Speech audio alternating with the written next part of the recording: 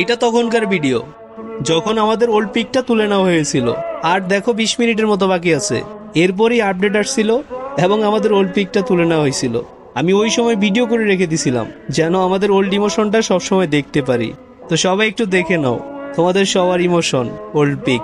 আর comment বক্সে অবশ্যই বলে যাবা তোমরা কি ওল্ড পিকটাকে মিস করো।